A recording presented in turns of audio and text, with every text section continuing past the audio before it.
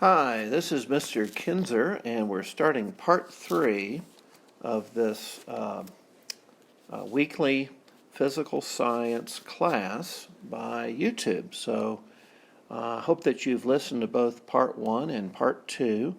We've done a couple things in those sections and sessions. The first thing was with our principle, biblical ideas and principles that are impacting science, and we looked at Hebrews chapter 1.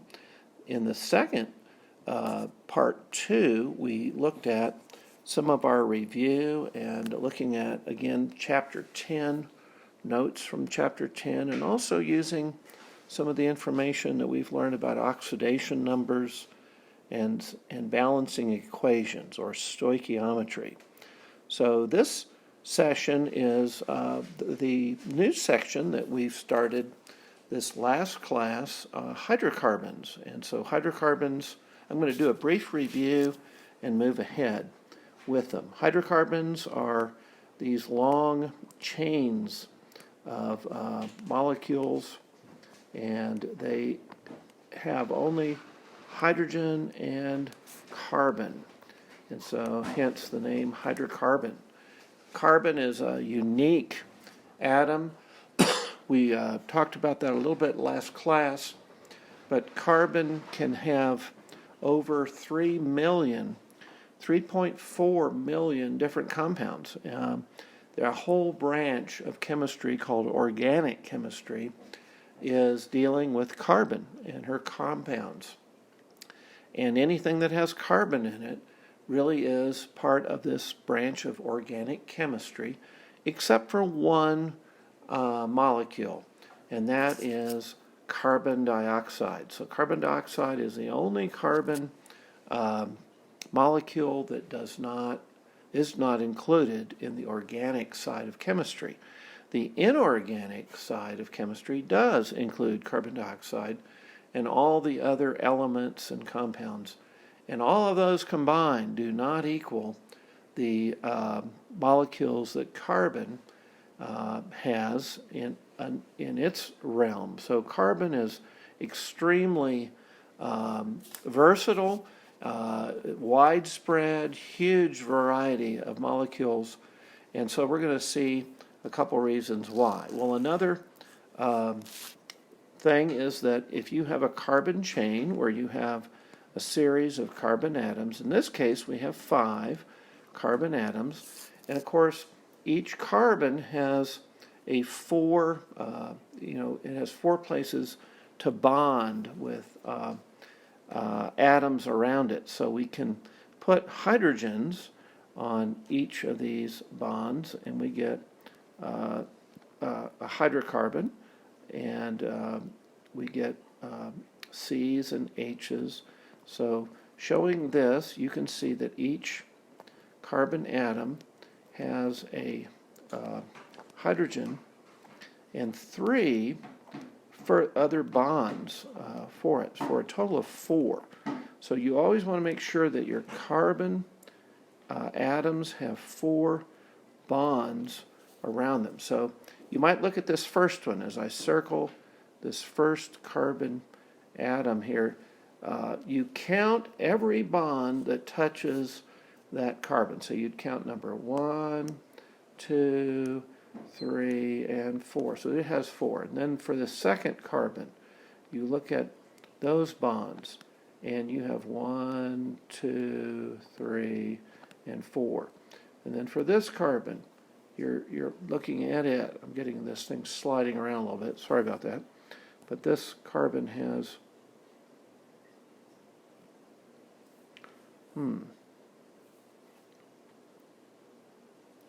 Okay, so this carbon has 4.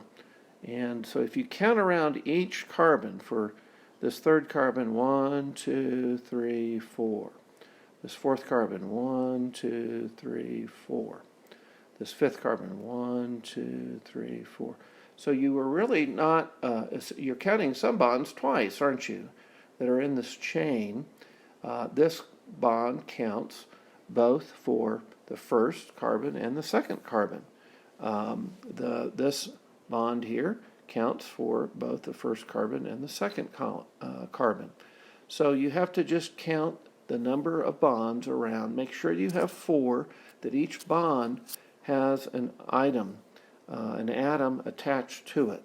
So we learned last week there's a way of naming these by the number of carbons. And if it has a 1 carbon chain, in other words, if it's just C with 4 H's, and typically what we do is we assume each of these bonds has an H, so this would be CH4.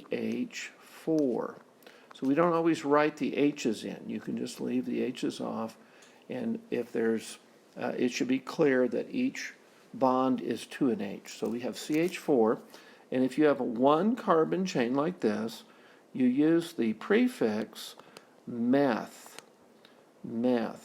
So these would be the prefixes. If there's a 2 carbon chain, eth. If it's a 3 carbon chain, it's pro. So you can kind of see we get some of these words like methane, ethane, propane. Number 4, if there's 4 carbons, we have the prefix bute, so butane. 5 carbon chain, pentane, so we have pent. So a lot of these are Greek or Latin prefixes for the number of carbons in that chain. 6 carbon chain, hex is the prefix. 7 carbon chain, hept is the prefix, hept. Come on, there you go. And 8 carbon chain, oct. Some of these you could almost guess. 9 is non, nonane. 10, and that's as far as we're going to go. Now, obviously, to name these huge carbon chains, sometimes up to several hundred carbons in a single strand, we've got lots of other names, and it gets very complex in naming them. But we're kind of simplifying it. We're going to go only up to 10. So dec would be the next prefix. Now, the other way we name these molecules is, besides having a prefix, we also have a suffix, and that has to do with the number of bonds. And of course, carbon can have a single bond. If it has a single bond, and that's the type of bond that links the chain, we use the suffix ane, ane. If it has a double bond in the chain, we use a different suffix, and that is ene, or ene. So we have ane or ene. And of course, a carbon can also have a triple bond. And so an atom can have a triple bond to it. If that's the case, ine is the prefix. So if we have this example of the chain above that we looked at, we have 5 carbons, so that would be pent, and then single bonds throughout the chain, ane. So this would be known as pentane. Pentane. Pentane. Now let's say that we change one of these bonds and make it a double bond, okay? So let's do that. Let's put a 5 carbon chain with 1 double bond somewhere in the chain. Doesn't matter where it is. All it is it has 1 bond that's a double. Then you have to make sure that each carbon has 4 different bonds around it. This one now has 4. This one now has 4. And this one now has 4. So we have C5H what? 1, 2, 3, 4, 5, 6, 7, 8. H8. That would be pent. It's got 5 carbons, and what? It's got a double, so you'd use that second one, the double. Pentene is this one. You would name it that. Okay. Now let's continue our considering. Let's take a 3-carbon chain, and its prefix is pro. And if it's just single bonds like this, it's going to be propane. But let's erase a couple bonds by putting a double bond in there. I have to get rid of this one and get rid of this one. Now each C has 4 bonds around it. We can see the 4 here, 2, 3, 4, the 4 here, 2, 3, 4, and the 4 here. 1, 2, 3, 4. So this is now propene, E-N-E. And of course, if we have a triple bond in there, like this, oops, make this correctly. This is a 3-carbon chain. So now, this first carbon has 3 bonds, 4. This second carbon has 3 bonds, 4. And the fourth carbon has 1, 2, 3, 4. So we have 4. Always check your bonds. And this would be pro. And what do we get with a 3 triple bond? Pine, right. Propine. That's what that one would be. So you can name these. These are not too hard to name, okay? You use the prefix and the appropriate suffix. So let me give you a couple. I'm going to give you 2 different molecules, and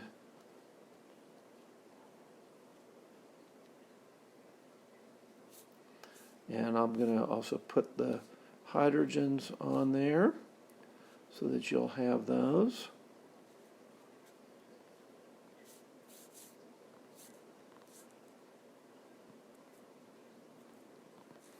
Okay, so if I gave you those molecules and you were to name them, you would first give me the formula. You'd say C, what? 1, 2, 3, 4, 5.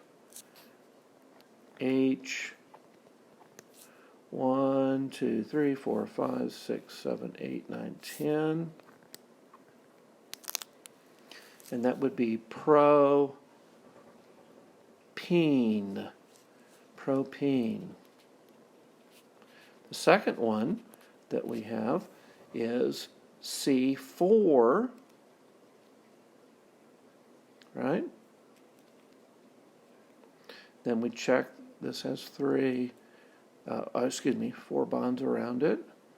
This one has 4 bonds around it, 4 and 4. So C4H, 1, 2, 3, 4, 5, 6, 7, 8. H8. And that is going to be let's see, 1. Actually, I think I just messed up. Let me go back and recount. I didn't draw this very clearly. Let's do the H's again. 1, 2, 3, 4, 5, 6. Not 8. Okay, so there's 3 bonds here and 1 there. So there's 1, H, 2, 3, 4, 5, 6. C4H6 gives us what? The triple tine, all right? That's butine. That's how you would name that. Okay, well, a couple things that we need to understand is how do we get these atoms and molecules that have such long chains. And they're hydrocarbons, of course, with hydrogen and carbon. And they are found primarily in petroleum. So petroleum is the way we get most of our hydrocarbons. We can also get them from coal. Really any kind of coal seam or anything, a tar pit, anything that has that mass of usually dark colored organic material. So petroleum, coal, tar. We can also get it from natural gas that is brought up from, in an oil well or a gas well. These are ways that we can get hydrocarbons. Now, another thing that we've noticed already is some of these carbon chains have the maximum number of hydrogens attached to the chain. And for instance, the C5H12 has the maximum number because it's all single bonds.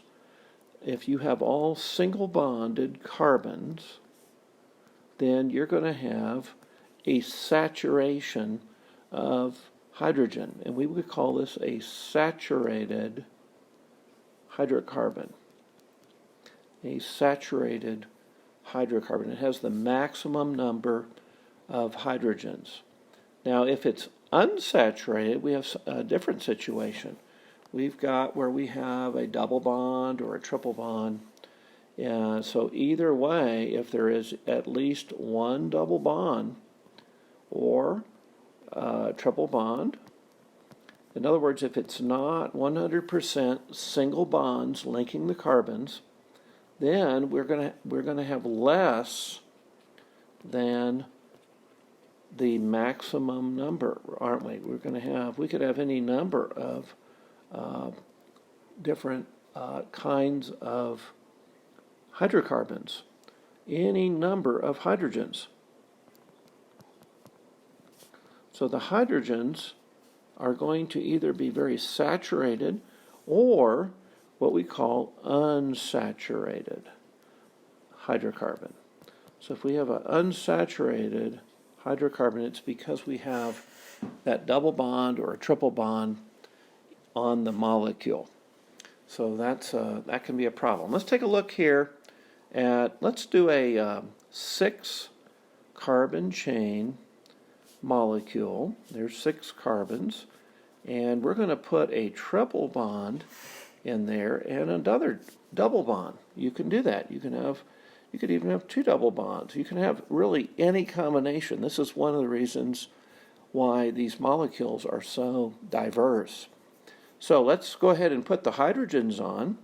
This carbon is going to need 3 more hydrogens for a total of 4 as we look at it. This one already has 4 bonds, so it doesn't need any hydrogens. This one has 4 bonds. It needs no hydrogens as well. This one only has 3 bonds, so let's add a hydrogen. Now we have 4. And this one has 4. It needs no hydrogens. It can't really have a hydrogen. It's already bonded up. And this last carbon, we can put 2 slanted hydrogens there, and it has 4 bonds with 2 hydrogens. So this is going to be C, 1, 2, 3, 4, 5, 6, H, 1, 2, 3, 4, 5, 6. C6, H6. It'll be hex, ine. Now you name it by the biggest bond that it has. So the biggest is that triple bond. That is hex, ine. Even though it has a double bond, because it has that triple, that's what it gets named by. So you'd always name it with the biggest bond, the largest bond that it has. Now, we get these hydrocarbons from a process called fractional distillation. I'm going to spell that out for you, fractional distillation. And it is an interesting process by which petroleum is put into a refinery. This is what happens in the oil refineries, and the refinery cracks the oil. It cracks the oil, the petroleum, into useful products. Now, notice on this chart, I have what we call a fractional distillation column. Go ahead and draw that. And this column is this real tall, enclosed, pressure sealed thing where they put a lot of heat on gasoline. And you can see over here on the left side, we have Fahrenheit, degrees Fahrenheit, and we have, as the heat begins, and we've put petroleum inside this, we're getting ready to distill the petroleum or refine it at 104 degrees, which is not all that hot. Natural gas rises to the top, and you can draw off the natural gas, and they go put it into this big, container off to the side.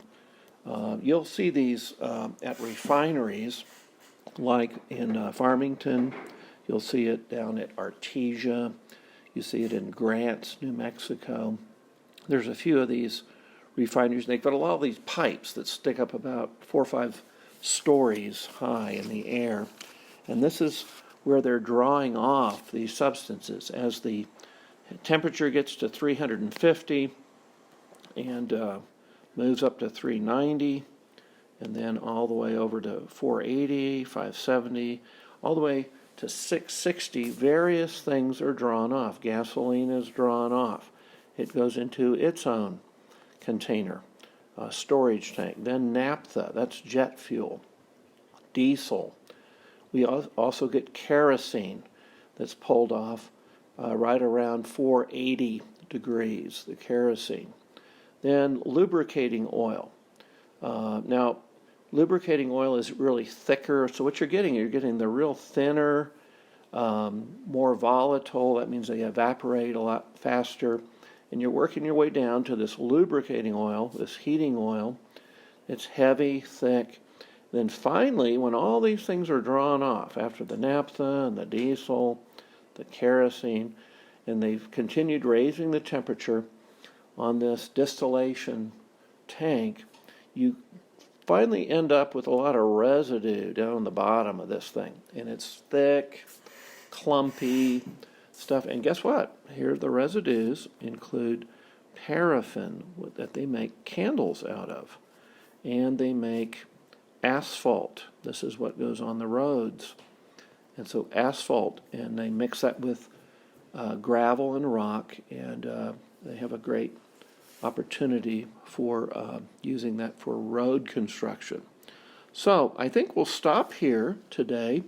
Be sure to learn this. I will be sending a worksheet home and be emailing it to you, so you'll get that, both on these hydrocarbons, and then also practice and learn your notes for chapters 9 and 10. A test is coming up in another week, so we want you to have be prepared well, learn your notes, and we'll look forward to next time. God bless you.